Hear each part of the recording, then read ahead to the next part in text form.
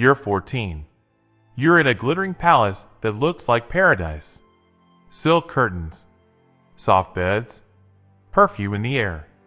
But every night, footsteps echo down the hall. A door opens. A girl is taken.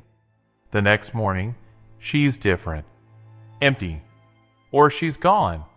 This isn't fiction. This is Rome, 39 AD. This is Caligula. And the scariest part? Everyone knew. The senators, the guards, the parents who handed over their daughters. No one stopped him. If this chills you, hit like and subscribe. We uncover the silence history tried to bury. But to understand the monster, you have to see how he was made. Transition, 19 AD. Young boy in mini armor running through camp. Year 19 AD. A 7-year-old boy parades through a military camp in tiny soldier boots. The legions cheer. Caligula! Little boots. He's the son of Germanicus, Rome's greatest general. The troops believe this child brings victory. Then the nightmare begins.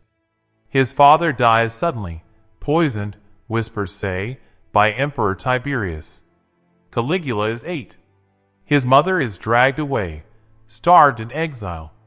Brothers imprisoned, tortured, driven to suicide. One tries to eat his mattress stuffing from hunger. By 31 AD, he's 19. The last survivor. Tiberius summons him to Capri, a private island fortress of horrors. There, the aging emperor indulges in depravity. Young boys and girls used in spectacles, thrown from cliffs. Caligula watches, learns, survives by becoming the perfect servant while studying the perfect monster. Suetonius, writing soon after, calls it chilling. There never was a better servant or a worse master. In 37 AD, Tiberius dies. Some say Caligula smothered him. Rome celebrates. They think they're getting Germanicus's noble son. For 7 months, it's golden. Prisoners freed, games, money to the people. Then the fever hits. A brutal illness, weeks of delirium. Ancient sources call it brain fever. Modern theories? Encephalitis, epilepsy, lead poisoning, something that shattered his mind. When he wakes, the man who emerges is unrecognizable. Cruel, paranoid, godlike in his own eyes. Now the terror begins. Imperial agents scour Rome and the provinces. They seek young women, noble and common, aged 12 to 16. Beauty, purity, virginity checked by reputation, sometimes examination. Suetonius describes Caligula inspecting them personally, like a slave dealer examining merchandise. They weren't random victims. This was systematic. Families were told it was an honor. Parents dressed daughters in white, braided flowers in their hair. Mothers wept quietly. Loud tears would mean dishonor. The palace became their prison. Not chains and stone, silk, perfume, luxury that felt wrong. Cognitive dissonance. The brain cracks when paradise hides hell. Girls waited in isolation. No contact with family. No sense of time. Footsteps at night. A door opens. A girl taken. The next day, she's quieter, broken, or she vanishes. Connection was forbidden. Friendships? Separated. Comfort? Punished. Learn helplessness set in. Fight. Realize it changes nothing. Stop feeling. But Caligula didn't stop at girls. He broke Rome itself. At banquets, senators and generals dined in marble halls. Caligula would rise, walk among them, select a wife, led her away.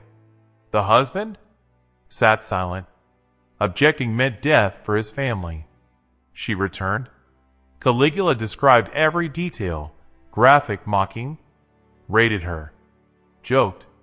The husband smiled, thanked him. Complicity bound them all. Cassius Dio records one senator, Valerius Asiaticus, forced to listen. 3 years later, he helped plot the emperor's end. Caligula loaned girls to favored senators, not gift traps. Accept? You're guilty. Refuse? Insult the emperor. Either way, destroyed. Tyranny thrives on shame. Every machine has a breaking point. The Praetorian Guard, elite armed, inches from him daily. One tribune, Cassius Dio, veteran, respected, but Caligula mocked his high-pitched voice relentlessly. Passwords? Venus, Priapus, Cupid. The troops smirked, day after day. Humiliation. Dio was a soldier, trained to end problems with steel. January 24th, 41 AD. Caligula walks a narrow underground corridor beneath the theater. Good mood. Heading to a show. Dio steps forward, asks for the password. Caligula smirks, opens his mouth for one last insult. He never finishes.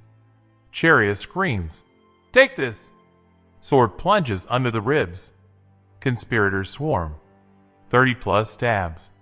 They don't stop until nothing moves. They hunt Caligula's wife Suetonius, killed. His infant daughter, head smashed against marble. No heirs. Bloodline ends. Claudius becomes emperor. What to do with the surviving girls? Silence. They were sent home with gold, silk, jewels, bribes for amnesia. Families took it. Daughters were damaged goods. No marriage. No future. Some never spoke again. Flinched at footsteps. Slept with lamps burning. Nightmares for decades. Galen, a century later, describes women with dead eyes, loss of speech, symptoms that match. One survivor? Silent for 50 years. On her deathbed, whispered everything to her granddaughter. Fragments survived, copied, hidden, preserved. Caligula's records? Burned. The ledgers, the names, erased. What we have is only what escaped the purge. The Garden of Venus? Buried now. Mosaics, perfume bottles found. But the rooms? Gone. Rome wanted to forget. But you can't erase memory. You can't kill what survivors carry. That 14-year-old girl dragged from the room? Real. Nameless in history. A number. But she existed. She dreamed. She was loved. Empires turn people into inventory. Officials follow orders. Guards do jobs. Parents accept. Honor. Everyone excuses. The machine runs. Caligula's fell not from justice, but from one humiliated soldier who said, "Enough." If he hadn't, it could have run for decades. That's the pattern. Different eras, same blueprint. This is Crown and Dagger. We don't sanitize. We show what happened. Because the past isn't dead. It's waiting.